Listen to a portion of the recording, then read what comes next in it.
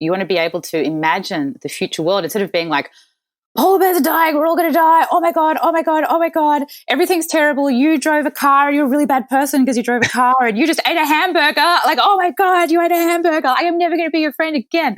You know, it's a lot of like people can get in that mindset. You want to move out of that and start imagining 100 years, what world do you want?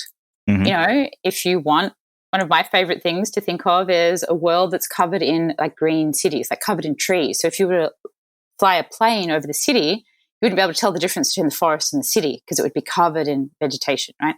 Mm. So, and that's a real thing that actually has to happen for us to survive. We need a lot more plant life in cities. Yeah. So I think about, cities would be covered in green roofs, and then, children would grow their own fruit and vegetables at school, or maybe you just cast your mind into an imagination space of the beautiful future, positive reality. And that's a critical thing to do to create optimism and a vision and to get ideas from. Yeah.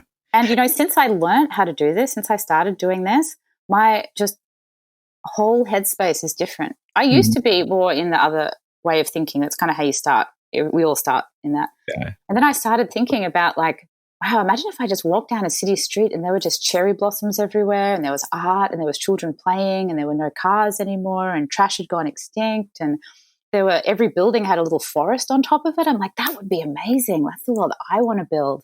And you just get into a completely different headspace and get this really positive energy. And you start coming up with ideas, better ideas of what to do. Yeah. And that's kind of the creative loop that you want to be in, with vision and optimism to change the world. That's your creative space you want to be in. And that's why you can't save the world without entering into a creative process. It's one and the same thing. I'm Srini Rao, and this is the Unmistakable Creative Podcast, where you get a window into the stories and insights of the most innovative and creative minds who've started movements, built thriving businesses, written best-selling books, and created insanely interesting art. For more, check out our 500-episode archive at unmistakablecreative.com.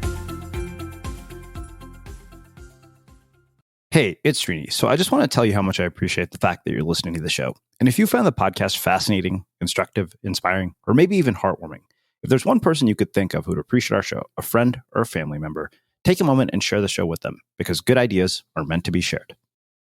Katie, welcome to the Unmistakable Creative. Thanks so much for taking the time to join us. Thanks so much. I'm excited to be here. Yeah, it is my pleasure to have you here. So I came across your story because you wrote in and you sent me a copy of your book, How to Save the World. And I just, as I was going through the book, I couldn't, help but think, wow, there's so much in here that is like super tactical and actionable and incredibly relevant to creative people. But before we get into all of that, I want to start by asking, where in the world did you grow up, and what impact did where you grew up end up having on the choices that you've made throughout your life and your career? Okay, that's a really big question that I will try and put into a nutshell. I was born in Chicago, but I moved to Australia to Australian parents as a baby. So I'm a dual American-Australian citizen. But I grew up in a lovely part of Australia called the Mornington Peninsula. That would possibly be like the Santa Rosa equivalent. I just assume everybody knows the places in California.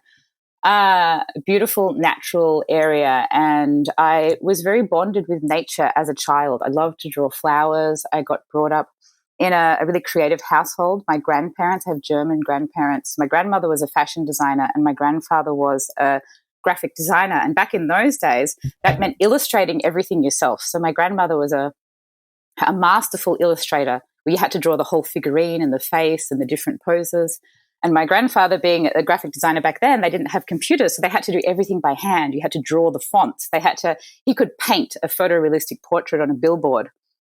And so growing up in that influence, just being able to be technically masterful with drawing and creativity and making as well, because fashion is a three-dimensional making process, that was core to my upbringing. And then I got interested in science and engineering and sort of math. I sort of had a bit of a strength in that.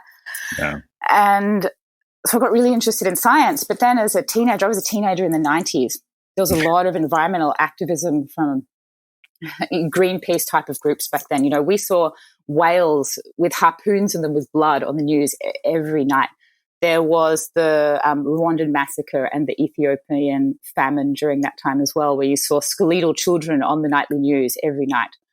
And then you would hear about the Amazon being cut down and deforestation and toxic chemicals in food. There was a whole lot of environmental marketing activism going around that time. So as a young, 13 or 14-year-old, that really deeply affected me, as I was a sensitive, creative child who liked to draw flowers and write poems about whales.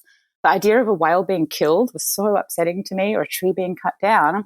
I was instantly drawn to environmental activism very young in my early adolescence. And it just went on from there. I went and studied environmental engineering and got into the technical job of trying to build a sustainable city, and was involved in, it was sort of fringe punk activism as well. But I always had a foot in the real technical business world of sustainability. And that ended up taking a stronger path. I ended up working in corporate sustainability, started my own media company called Green Pages in Australia, which ended up being quite successful. I had about 15 to 20 full-time employees. It was a really fun time in Australia. Tried to rebrand sustainability to be really fun and fashionable and progressive, out of the dark ages of lentils and dreadlocks, and where it was seen as this very weird fringe thing. I wanted to make it like Chanel. I was like, we're going to Chanel this movement, make it really cool, make it as cool as Nike. So I went on this mission to do that was really fun. And then the media started moving more towards technology, and that really drew me to Silicon Valley. In about 2010, I moved here. And then I really sort of regained my tribe of people with the deep nerd scene in Silicon Valley. Suddenly I was around people who made math jokes. Everybody had a PhD in something really obscure with machine learning.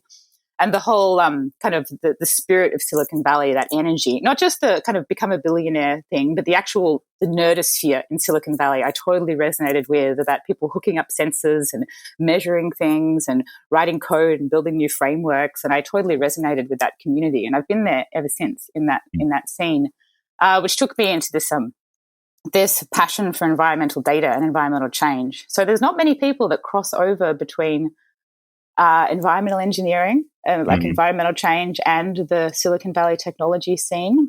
Yeah. People in Silicon Valley tend to be very much into deep technology. But there's a few of us around. So it's a really fascinating thing to work in that nexus between how do we actually save planet Earth and how do we use the whole Silicon Valley technology and spirit to do that. And my book came out of studying that, and also studying the behavioral science of how you create change, because I've been obsessed with how to save the world my whole life. Yeah. And I realized there's a huge gap between, everybody knows what we have to do. We have to cover the world in solar panels. Yes, we have to stop cutting down the Amazon. Yes, we have to stop taking all the fish out of the ocean. But you know what? Nobody, even at the highest levels of the EPA and the government and big not-for-profits, people still really don't know how. They're like, yeah, okay, you want to cover the world in solar panels? How? And everybody's kind of stumped about how to do it. So we have to look into the next phase is in social influence. And that's where the behavioral sciences really come in. So half Silicon Valley, half behavioral science. That's kind of where I think environmental change is really at right now. That's what my book, How to Save the World, really draws on that. And then here we are today. Wow. It's funny because, when I read the book, I knew there were parts of this whole environmental science idea, but as I dissected this book, I think I really appreciated the fact that, as you pointed out, it's, based on a lot of science of behavioral change. So a couple of questions come from that. I think that the thing that interests me is that this isn't necessarily the seed that was planted very early on in your life with your parents and your grandparents. It sounds like you have this really creative side. And I wonder what this artistic part of your background has allowed you to bring to building technology solutions. What have you brought from that to the work that you do today?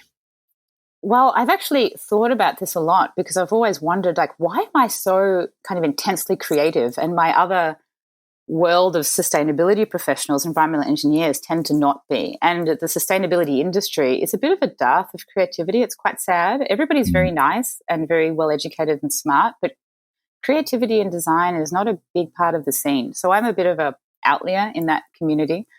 And I've often thought about it, and I think when you get trained as a young person, as a child, to make stuff, it's the essential creative process of being able to imagine something in your mind. And that's actually called, in technical terms, the positive constructive imagination. That's what you might have heard that term before. I don't know. Yeah. You actually are able to create a complex mental a vision of what you want, like a building or a dress, whatever. And then you get to work of practically making that happen. So you're constantly in this parlay or this iteration between the mental model and the physical act of making in this rapid kind of trial and error cycle. That's essentially the creative process, imagining, making. And so when you get brought up doing that, and this is why putting art and design in school is so important. Then everybody's focusing on like STEM. I'm like, yeah, sure, I have STEM training, but you have to be able to imagine something like, okay, I want to take a photograph. I want the photograph to look like this. And you can imagine it in your mind. And then you go through and you figure out how to use the camera and you study tutorials and then you actually do it. A whole lot of people, they're not imagining. They're not in the process of imagination. Yeah. And then they're not trained that, you can actually figure this shit out. You can just do YouTube tutorials. You can read the manual. And if you spend a day on it, you can do really good quality photography if you learn. So even just like dressmaking, like cutting little bits of fabric out and sewing them together, you're working with that 3-dimensional space. Yeah. So the more stuff you make, you're also able to build your confidence up to basically say, I imagine that, I'm going to go out and make it. So part of it's cerebral, but part of it's just your personality, that you actually have the confidence. I mean, I have friends all over the place that say, I'd really like to build like a community garden, or I'd really like to build a roof garden or something. And you've really got to have some sort of power or confidence inside you to be like, okay, now I'm going to really make it happen in real life, and that you can be in that process. So I think that creative upbringing I had was absolutely core to being able to just have an idea and then be like, yeah, I'm going to do it. Just going to do it. I love that. It's funny you mentioned that, because I was thinking, I started doing searches for smart mirrors a few weeks ago, and I was like, fuck, these things are really expensive. And so I was like, wait a minute. And then I found a tutorial for like a DIY smart mirror for, like about $150. You can make one of your own. And I was like, okay, this involves a lot of soldering and hardware and things that I don't know anything about. But there's a tutorial on YouTube, and the girl who made it didn't necessarily look like a computer genius. She just made it. And I thought to myself, okay, you know what? This might be an interesting project. Like I realized, I was like, okay, nothing here looks particularly complicated. It's, like you said, figuring it out. So, I know you mentioned that you're a parent, and I wonder, based on this perspective, like, what is your view on the education system in its current form? Oh, well, I don't know if I'm totally qualified to talk about that. And I probably will just say something that I'll just sort of qualify saying I don't really know what I'm talking about. And my child is also only 4 years old. So she's not in elementary school. She's just in preschool. Yeah. But so I don't know anything about children over the age of 4. Basically. Well, you also live in a city where apparently kids have to be on like waiting lists for schools where the moment they're born, from what I'm told in Silicon Valley. I don't know about that. There is a lottery system. I haven't gone into it yet. I'm just about to go into it, so I'm not quite sure. But I do have a few thoughts on parenting that are a bit unique. And one thing that I have a very strong-willed child. She very much has her own personality. She's hard to control. She's fiercely energetic. She is more wolf than child. I almost want to say literally, but I don't like to use that word incorrectly. But she is so wolf-like. It's like she's like nuclear powered, right? I've never met a child that's more energetic and more kind of forcefully her own person. And I just look at this child who's just so has so much personality and so much dexterity and physicality. And I just think it's not my job to squish her. Like, my job is to just make sure everything's okay. Basically, food, shelter, kind of clean, eat some stuff, doesn't die, doesn't get injured, and that she's going to work it out on her own. Like, she's so self-directed. She will go in her own way. And I think that's just a bit of an overall view of people, that you can, an overall worldview to nurture the spirit within and let the spirit within figure it out on their own, rather than top-down micromanaging. And this goes in schools and companies and the ways that we view social justice and not-for-profits as well. You start to see it everywhere, this sense of like, oh, like here's some like poor homeless people, or here's some people in an African village.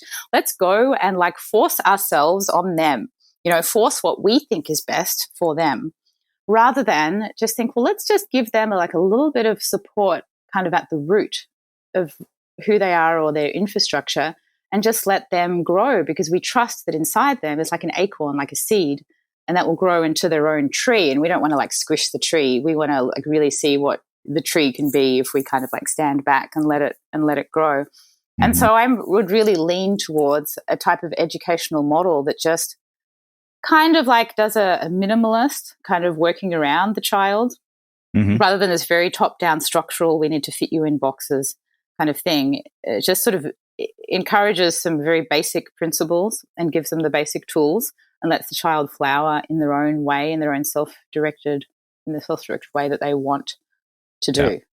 Yeah. Wow. Well, I think that makes a perfect segue to the book itself, which, like I said, I think that just we could spend probably 3 hours talking about the content in this book because it was so packed with so many actionable insights. So I mind mapped it because I was like, this is the only way we're going to get through the amount of material in here. But I think you open it by talking about this idea of the biggest mistake when it comes to any sort of idea. And you basically give us 4 sort of core ideas around the mistake that we make: the value action gap, the information deficit hypothesis, effort versus results, ideas first and data second. Can you define what those are and how they apply? Yeah, the biggest mistake, the value action gap, which basically nobody's ever heard of. And I hadn't heard of it until I'd been doing this stuff for 15 years either. It's really fascinating, and everybody makes it, which is that when you want to change the world, maybe you want to plant trees, or you want to stop climate change, or you want to help plastic in the ocean, or you want to get kids in schools to eat more vegetables, everybody assumes that if you just learn about an issue, then people will just change, right? And people will care, and if they care. So the error is that if we know about something, people will change, and if we get people to care, people will then change. But this is actually quite easy to study through the academic method. You can take 50 people, you can show them a documentary, you can test by a little quiz how much they know, how many parts per million in the atmosphere, how quickly is the carbon going up, whatever it is, and then how much they care, how scale of 1 to 10, how emotionally concerned are you about this issue? And people can be very emotionally concerned, but that does not translate into behavior, because behavior is a completely different beast to getting somebody to intellectually or emotionally resonate with something, right? So then if you're looking at someone who actually has to, are you going to buy the electric car over the not electric car? Are you actually going to quit smoking? Everybody who smokes knows how bad cigarettes are. That's a behavioral problem, not an education problem. Everybody knows they need to eat more vegetables. It really makes sense when you use these common examples of like smoking and eating vegetables and exercising, but it's the same with the environment, right? People know that there's all these things that they could do better. But we really have to use a behavioral science approach, not an educational approach. So you've got all of these government bodies, not-for-profits, startup entrepreneurs wanting to do some social impact thing. And people will be like, well, we have to make a documentary. We have to write a book. Let's hold a conference. Let's hold an event. Let's make YouTube. Let's make a podcast. Not that any of these things people should stop doing them, but people should really be really shrewd in understanding that there's not a very strong causal link to making a fabulous documentary that really explains something, and then that documentary leading to people doing anything. Yeah.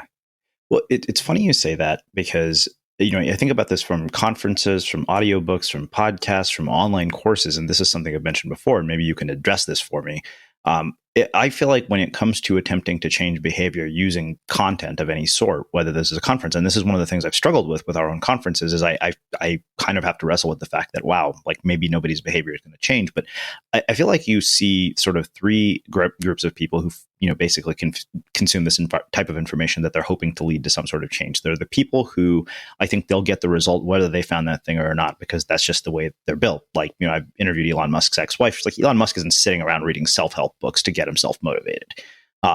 He just is.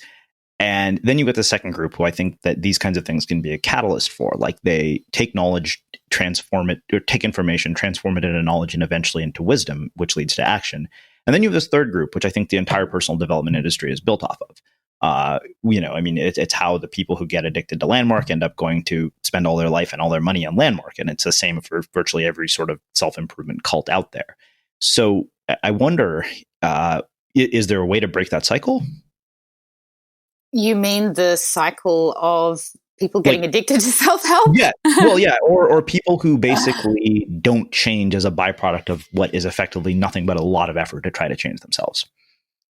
Okay. Well, my specialty isn't really people changing themselves and self-help. It's people making actionable change in the world. So I can answer the question through the lens of what I know, because I'm not really sure how if people have already spent 100 grand on Landmark, Yeah. I'm not quite sure about that space. But in terms of people having a value system and then turning that into real and measurable change, there's a lot of really simple things that you can actually do if you're in the space of looking at your own life, or you're a social impact entrepreneur.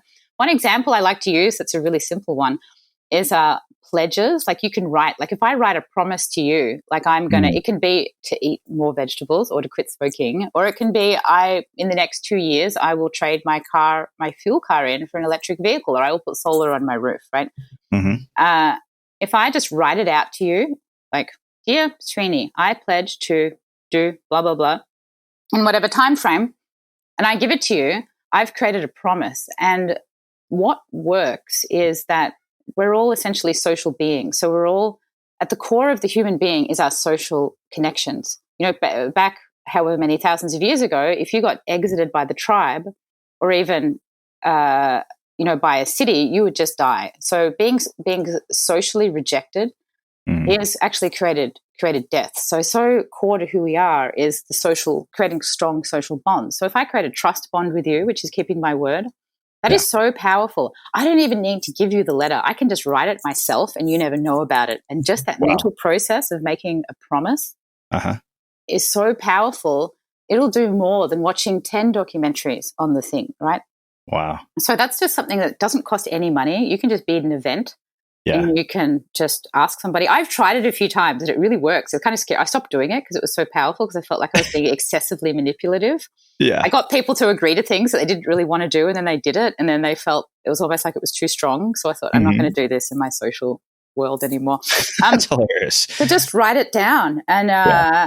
And it really works. Like, I did it at a meetup once, and I got all these people to write it down and then take like a photograph, and I put it on Instagram, and almost every one of them sent me pictures. And I didn't ask people to send me pictures a week later, but they did. They went, here's my homemade toothpaste. Here's my coffee cup. Every day I'm at Starbucks, I brought my own coffee cup every single day.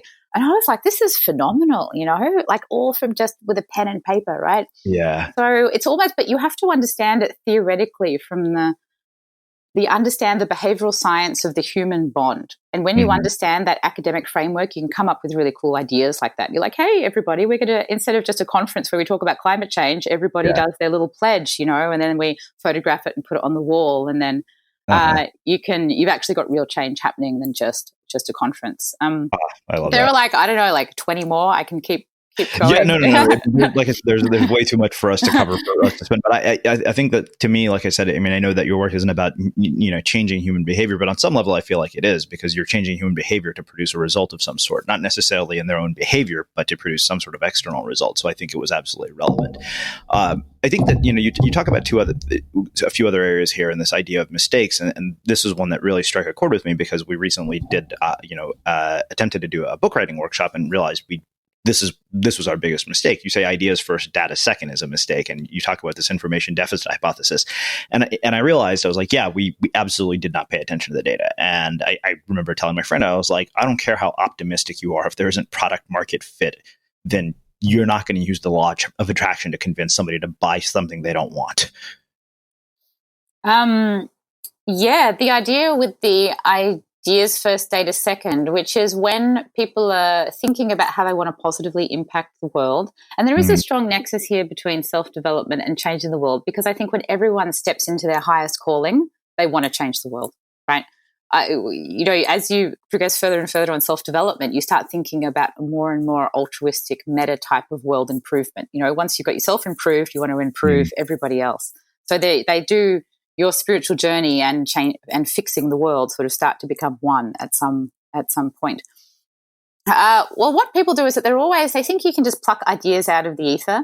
It's like, I've got an idea. Why don't we start an organic cafe that's on bicycles? That'd be so cool. Then we can ride the cafe around on electric bicycles, and we can make electric powered vegan ice cream, something that'd be cool idea, or we'll make a whole other, like a Facebook plugin for whatever, Silicon Valley, social change ideas, all of it. People just randomly come up with ideas without understanding the causal link, causality. That's the big word here. Does your idea have a causal link on the thing you want to change? If you had to do an academic paper on it and you had to really explain why it works to change the numbers, would you be able to would you be able to do that? So what my book teaches is you flip it around and don't come up with any ideas yet. Just look deeply at the data. If you're trying to affect energy efficiency, if you're trying to affect people changing water, if you're trying to get people exercising, whatever, then you really understand the data and the research about that first, and then draw your ideas from looking into the data, and you will have so much better ideas. This is this nexus between measurement and creativity that I'm so passionate about, that you can actually draw creativity through looking at the numbers. And when you start looking at the numbers, you're just like, oh my God, look at that. That thing goes like that. And oh my God, we really need to be doing this. And oh, look at that gap. You know, like one of the insights I had by doing that, I was looking at the energy efficiency of different households, just a big spreadsheet I downloaded from the energy government website. And I saw that the more people lived in a house, people's energy consumption per capita almost halved. So if you've got one person living in a single dwelling, if you just put two people in that, basically per person, it goes just about in half. You know, and then if you put three people living together, it's almost like a third. You know, it's basically almost like the extra person you add into the house. They almost make marginal addition. They use up marginal additional extra energy. So then you realize that actually living in one person per house is one of the most, the worst things you can do for your own carbon footprint. So then I started thinking more about communal living. I was like, well, the art of energy efficiency is communal living. Like, and in all my time doing environmental stuff, I'd never heard anyone talk about that because people hadn't really looked at the data. People are always like, drive a Prius, you know.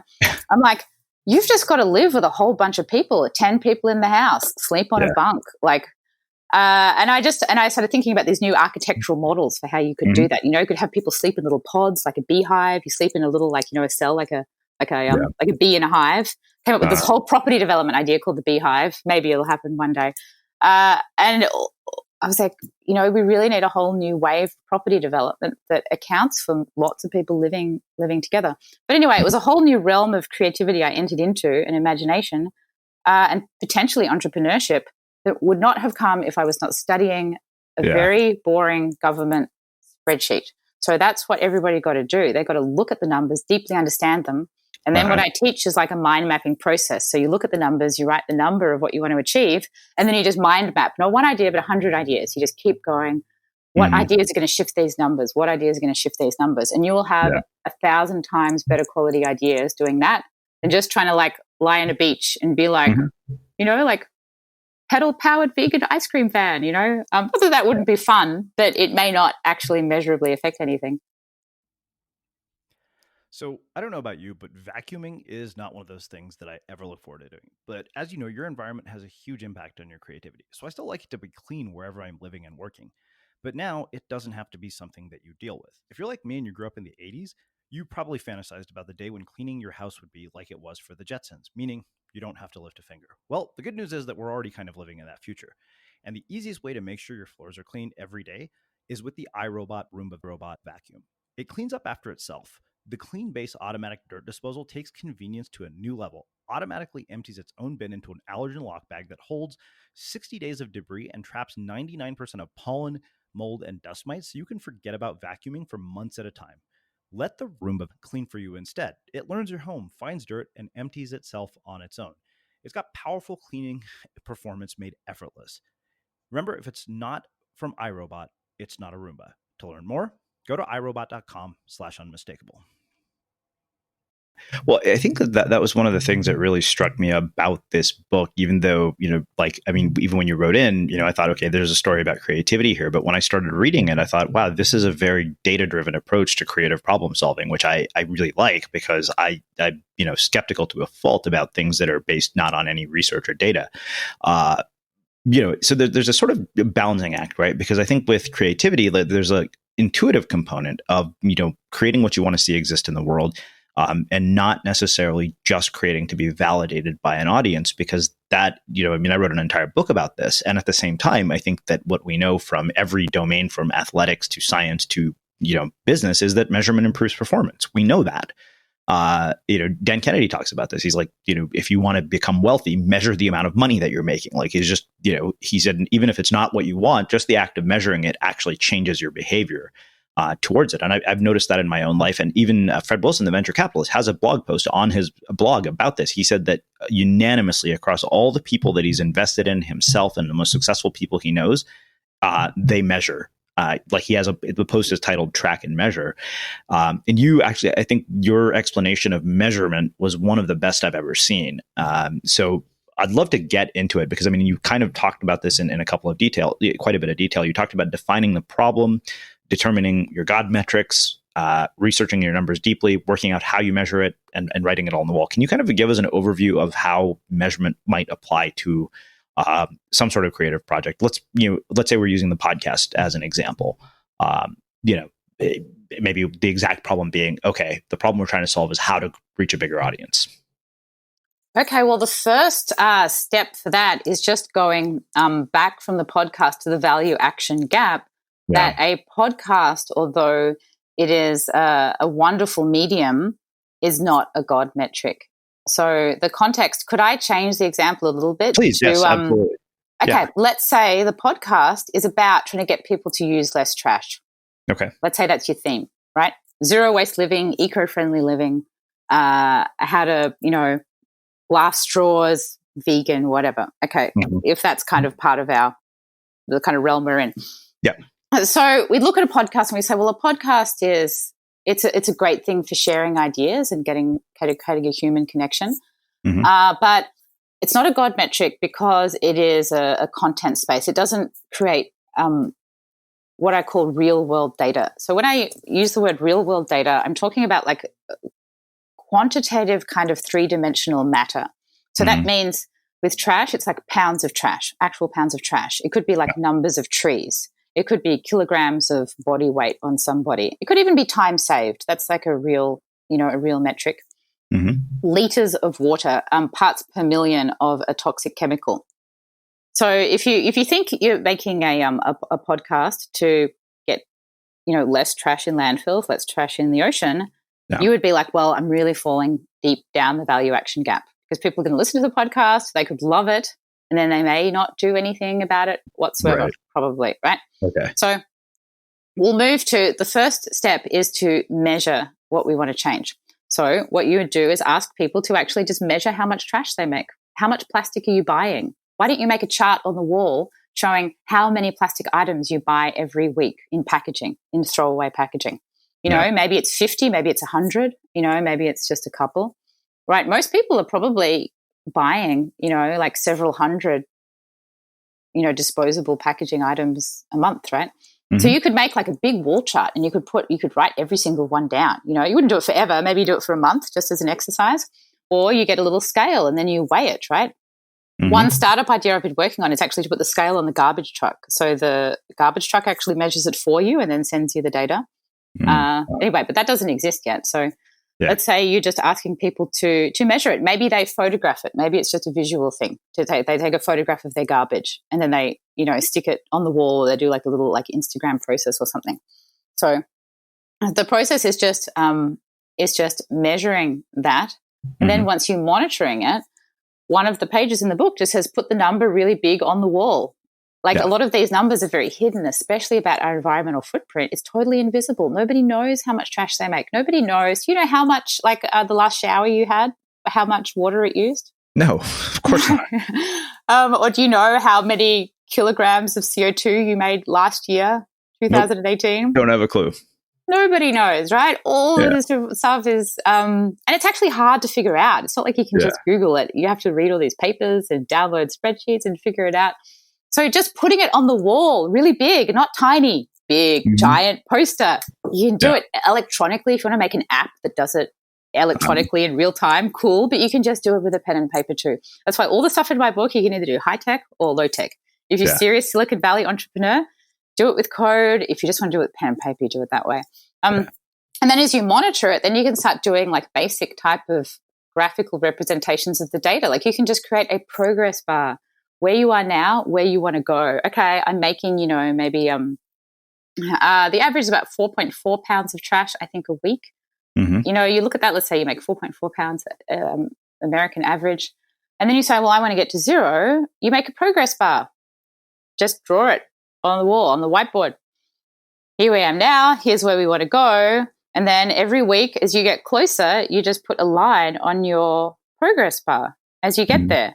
And then instantly, you will start doing what it takes, taking the actions, because you'll be like, I really want to get my progress bar forward. I really want to get my progress bar forward. And if you've got a group of people, maybe there's like a team at a work or a school, you can give out people like stickers. Seriously, this works. People study this.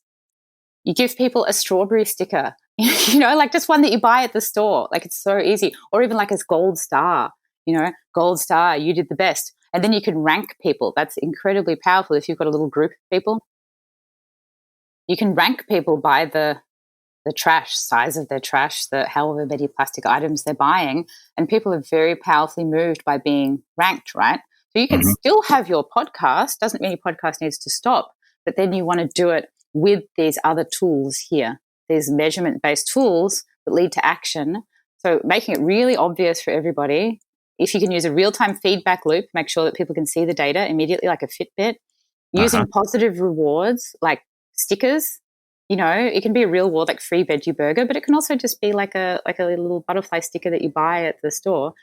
And then ranking is really powerful. And then you can add color as well, especially if you add everyone and then the people at the bottom are like red and they're like, why am I red? Why did I get the red sticker? And they got the green one. I want to get the green one, And then you'll find you've got this whole mechanism for people to drive behavior. So listen to the podcast, they're like, cool, that was interesting. It gets them like emotionally primed, and then you give them the actual mechanism for creating change, and then they're doing stuff. So that's my answer for how to take a podcast and turn it into something that would combined with a way that would create action. Wow, I love that.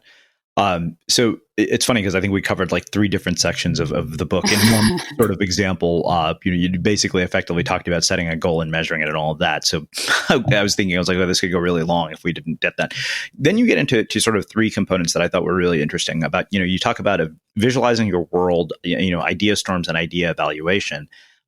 You mentioned this sort of 3-prong approach to visualizing your world, which is imagine, reverse engineer, and create. And I think, in some ways we've kind of done that through the examples that we just talked about. Would you say that's correct? And if not, can you kind of just expand on sort of a basic example of those 3 things? Oh, yeah. Well, what we were talking about earlier in our conversation about the creative process is applying that to how you want to build a new world. Now, you may have noticed that people can be pretty doom-like about the future of the planet. There's a lot of doom narrative about climate change right now, but it's kind of always been there, the world's going to die, that kind of thing. And that does not create the optimal creative mind for coming up with how to change the world. We need to do really complicated shit to try and fix the world, like big, complicated government carbon taxation systems, new inventions, new social norms. Like, there's a lot of difficult stuff to do. And if you're in a doom loop of thinking, that is not optimizing your mind to come up with the ideas and the innovations necessary and the inner drive, just the actual emotional drive to do this stuff, because it's difficult to do, right? So to step out of the doom loop, you want to step into the imagination optimism loop. You want to be able to imagine the future world instead of being like, polar bears are dying, we're all going to die. Oh my God, oh my God, oh my God. Everything's terrible. You drove a car, you're a really bad person because you drove a car, and you just ate a hamburger. Like, oh my God, you ate a hamburger. I am never going to be your friend again. It's a lot of, like, people can get in that mindset. You want to move out of that and start imagining in 100 years, what world do you want? If you want, one of my favorite things to think of is a world that's covered in like green cities, like covered in trees. So if you were to fly a plane over the city, you wouldn't be able to tell the difference between the forest and the city because it would be covered in vegetation, right? So, and that's a real thing that actually has to happen for us to survive. We need a lot more plant life in cities. So I think about, cities would be covered in green roofs, and then, children would grow their own fruit and vegetables at school, or maybe you just cast your mind into an imagination space of the beautiful future positive reality. And that's a critical thing to do to create optimism and a vision and to get ideas from. Yeah. And, since I learned how to do this, since I started doing this, my just whole headspace is different. I used to be more in the other way of thinking. That's kind of how you start. We all start in that. Yeah. And then I started thinking about, like, wow, imagine if I just walked down a city street and there were just cherry blossoms everywhere, and there was art, and there was children playing, and there were no cars anymore, and trash had gone extinct, and there were, every building had a little forest on top of it. I'm like, that would be amazing. That's the world I want to build. And you just get into a completely different headspace and get this really positive energy. And you start coming up with ideas, better ideas of what to do. Yeah. And that's kind of the creative loop that you want to be in, with vision and optimism to change the world. That's your creative space you want to be in. And that's why creativity is that you can't save the world without entering into a creative process. It's one and the same thing. Yeah. That's amazing. So it's funny because I'm looking at the mind map of that, and I'm looking at this visualize your world, thing with 3 prongs, and I'm like, wow, I could apply this to like every other part of my life as well. Yeah, like it's like, okay, imagine what your social life is like. Reverse engineer what it would take to create that, and then create it. Which is mind-boggling to me when I'm looking at this. I had never thought of it that way. But then you also go into idea evaluation, which I thought was really interesting because, again, we come back to a data-driven approach to things where you ask people to score the impact of their ideas, score the cost of the idea, assign a value metric, rank the ideas, shortlist and choose your favorite ones. So can you explain how we might do that? Let's take the idea of something, let's say something like writing a book or a creative project of some sort. Is there a way we could walk through an example of that some is a bit more different than the one we just talked about? Yeah, well, again, like a book or a creative project, to make sure we don't fall down the value action gap. Creative projects and books can very easily do that if their intent is to create change. Yeah. So let's say the creative project of the book is about how to create more green cities covered in vegetation, right? That's one of my favorite things to think about. So instead of you like, okay, I want to create more green roofs, more plants in cities. Like I'm going to create a book about green roofs. Book about green roofs, and you might create a really nice book about green roofs. But even it might sell a lot, but then it might not actually make anyone build a green roof, right? Yeah.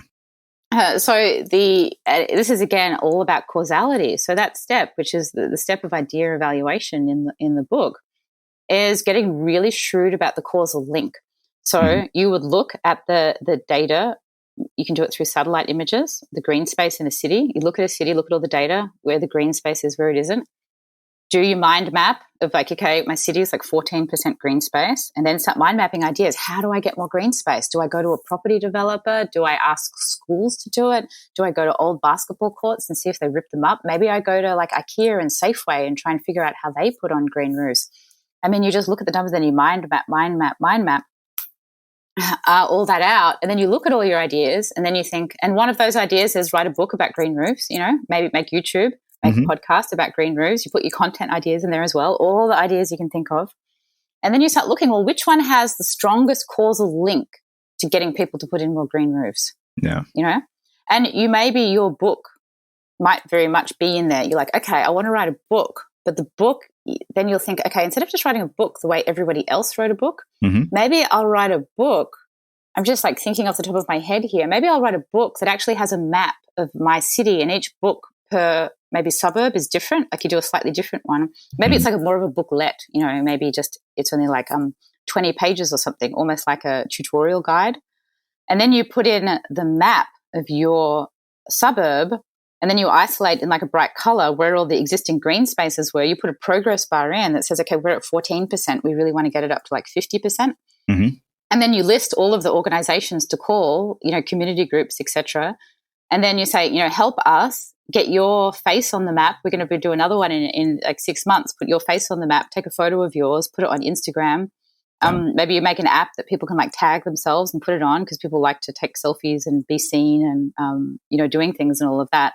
And you completely create your booklet into an action guide about a specific community. And you're like, come on, everybody, we want to get our progress bar up to 50% green space. That is the mission here. And everything you do in your marketing is all about creating that measurable goal. So you go from something very similar to a book to a booklet and community campaign, and then you make it so it can be replicated in different towns.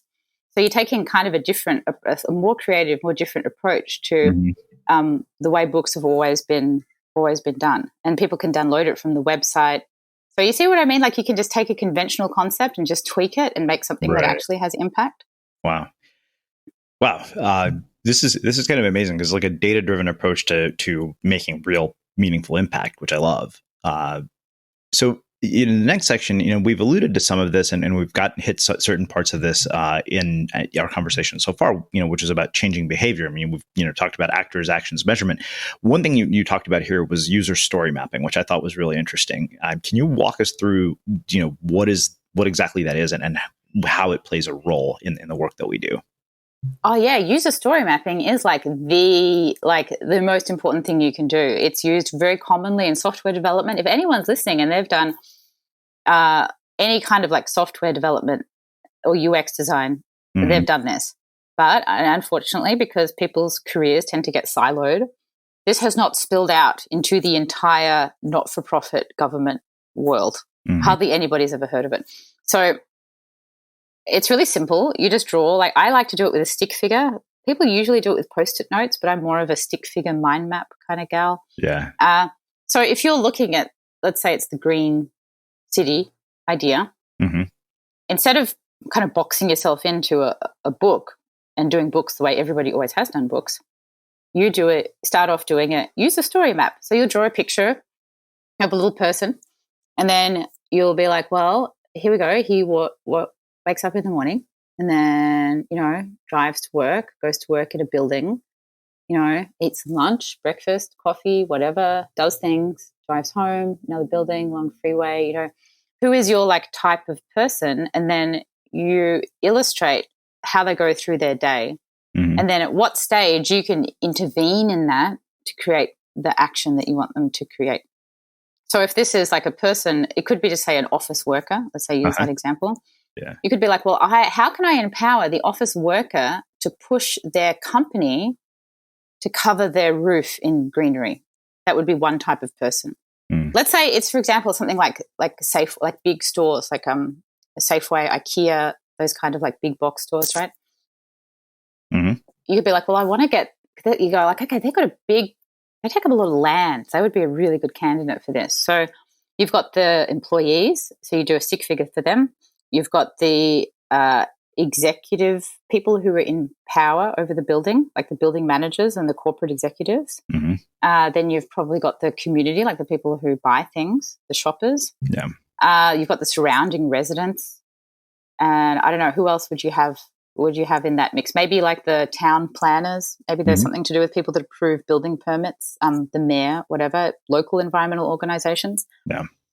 And so you would just say all of those people, as they go through their days, they wake up in the morning, and then you go, what is the action you want them to take that will most make this thing come true? So if it's an office worker, it would be like, okay, we want them to send an email to the corporate executive or the building manager, the head of architecture or whatever. I don't know who that person is, but to ask them to do this. And maybe it's got a cool picture. It's got, this is what, IKEA would look like covered in vegetation, old IKEA, new IKEA. And so you empower the employees. And then the executives, it'd be like, well, this is how you get a quote. This is who you would, the local suppliers. And then the employees, maybe you do like a social media sharing, like, hey, like here's a social media share, so you show that there's community traction for the idea. And you just like do the little stick figure walking through, and that will illustrate for you what you have to do. That will totally unveil to you your startup idea or your community action campaign. Wow. And it's amazing. You can't not do it. It's the best. Wow, that is wild. So, like I said, I mean, I think that the amount of depth that you go into in all of this stuff is probably way too much to cover, even in our conversation. But I think that the other one that I wanted to spend some time talking about was systems thinking, because it's funny, I think that when people think about creative work, I think one of the smartest things I ever saw about creative work was that it was something David Brooks said about, work like an accountant, but think like an artist. And to me, that was very clear that, systems are critical to even creative work. I know because I taught an entire course about designing systems for creativity. So, but I mean, your sort of dissection of systems was really in depth and detailed. Can you give us sort of an overview of this concept of systems thinking and how it might apply to any problem that we're trying to solve? Well, the idea of systems thinking, it's a bit of a nebulous kind of concept, but it just means how can you affect the system to create lots of individuals rather than just asking people, right? And I think, let's say, getting people to eat more vegan food would be a great example. if you think the best way to get people to eat more vegan food is to just get people one-on-one to go vegan, you're thinking in an individual bias kind of way. Yeah. Like one person at a time, right? And that's a kind of like a bit of a slower, much slower, kind of less effective way to change things. If you start thinking of a systems way, you might think of, well, how can I affect 1,000 people at a time? How can I affect 1 million people at a time? Yeah. So that could be something like maybe I could get all the schools, every school in a city or in a whole state. What about all the schools in a whole state to make a commitment to serving no more than 10% of their calories in the school meat, right? That would be a systems thinking. So you actually embed low meat into the entire system. So it's just starting, at first it's just starting to get people to think more like that instead of how can I affect one person at a time? Not that you shouldn't affect one person at a time, but just to start to think about if you're going to be, this is going to be your full-time work, it's going to be your baby, it's going to be the next 10 years of your life. You really want to be thinking about how you can influence large amounts of people to take action. And there are different ways that you can do that, like looking at the defaults. One of the examples in the book is through organ donation. It's a pretty commonly known example in like behavioral science. But if you, in America, they ask people, do you want to donate organs, in a car accident on your driver's license thingy, yes or no? And people tend to click no more often. Wow. So it has quite low organ donation rates because you get the option to click yes or no. Whereas in many other countries, it's already assumed yes. They say, they change the form to say, would you like to opt out of organ donation? So you then have to actively tick the box that says, I'm opting out. And if you do nothing, you're in. So the default is set. So that's an idea of looking at the whole system rather than trying to do some big campaign to be like, donate your organs, contact the DMV. They just kind of create this very minor change in the system. And then when you do that, you have like 99% organ donation rates as opposed to only about 40% that you have in America. And another example is, I think I put this in the book, like say airplanes, food and airplanes. Yeah. And again, with the vegan example, instead of having to be like the one person who has like the vegetarian meal, like why don't they just make all the meals vegetarian and then you have to opt in to get like a meat meal, right? That would be an example, and that would instantly change all the thousands of planes flying all over the world to be low meat or no meat aircraft without having to do this process of like one person at a time, going vegetarian. You can look at these system-wide interventions. So it's kind of obvious when you think about it, but a lot of people haven't quite got their head into that space of like, are your ideas individual bias or are you really looking at the system of how you can affect thousands of people at a time through the design of the system? Wow. Well, there's so much here that, like I said, I feel like if we really did a deep dive into each one of these topics, it would take us 3 hours.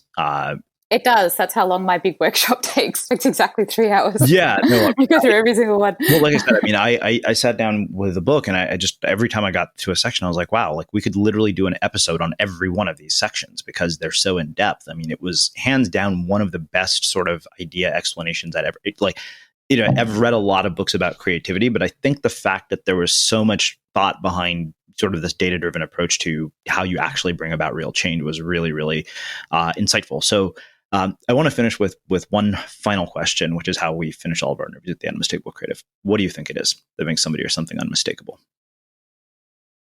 What do I think that makes? Can you define unmistakable for me? Yeah. So, for the purposes of a book that I wrote, I was forced to define it. And I define unmistakable as something that nobody else could have done but you, something that is so distinctive that you don't even have to put your name on it. It's recognized as something you did. Well, I believe very strongly that every person has this unique creative essence or light or spark inside of them. And the meaning of life and our purpose here on the earth is to cultivate that, get it out of us and use it to do the most good we can in the world. That's actually what I wake up every morning. And I think that is my first priority, not to hit the gym or to check my emails, but to be like, how can I use my unique creative force to do the most good I can? And I try and hit that for a couple of hours every morning and just whatever that comes over me. And I think everybody has that essence. And when you really get in the driver's seat of that way of thinking, and you really start to believe in yourself that you have this unique thing, it allows you to do work that is unique to you. And everybody has a different genetic profile. Everybody's born in a different place, in a different time, a different place in their own family dynamics. So we really actually are all different in what we can bring to the world. So the more that you get into that and make it purely about your creative flow that's unique to you, you can step out of the driver of the kind of like success and failure narrative, wherever you on this imaginary linear line of how successful or how failure you feel, and just focus on flow and expression. And so when people are able to do that, then they're unmistakable. They're not trying to be like, how do I get to 1 million Instagram followers? Or how do I make my first $1 million? Or how do I get the perfect body? Or how do I be like a success? You just step out of that and into your unique fingerprint, creative flow. And when you see people do that, you're like, that's awesome. That's you. That's killer. Because nobody can repeat it. Nobody can replicate that inside you. That will be your thing, your unique thing. And I think it's quite hard to do, because there's so many forces in the world that make you try and take you away from that. I think you got to really ruthlessly go at that. So that's my answer. That's how to be unmistakable. Amazing. I can't thank you enough for taking the time to join us and share your story and your insights with our listeners. Where can people find out more about you, your work, the book, and everything else that you are up to? No worries. Thank you so much for having me. I would urge people to join my website, which is katiepatrick.com, spelled Katie. Sometimes my accent, people get that off. And I have a whole bunch of free downloads that can help you get more insight, little tutorials and stuff. That is fun to sign up. And there is a button on there that will direct you to get the book from Amazon, or you can get it from the Indiegogo campaign. If you get it from Indiegogo, I think it costs a little bit less, and you can also get the ebook and the audiobook all in one. So that's a good deal. And I have a podcast. It's also called How to Save the World, which has interviews with some academics that go into, if you're a really deep kind of behavioral sustainability nerd and you want the deep academic dive, there's some episodes on there that do that you might enjoy if you want some more deep insight. And it was just at Katie Patrick at Twitter as well. Awesome. And for everybody listening, we will wrap the show with that. Upwork has the world's largest network of independent professionals. So if you need a go-to designer, a video editor, or a social media specialist for 6 days or 6 months, Upwork is how. And it's basically like they're right here in your office, except they're not here, so they can't hear Greg's remarkably loud typing. Hey, buddy! I take it back. You can hear that from anywhere. And Upwork professionals are proven, rated, and reviewed. When you need in-demand talent on demand, Upwork is how.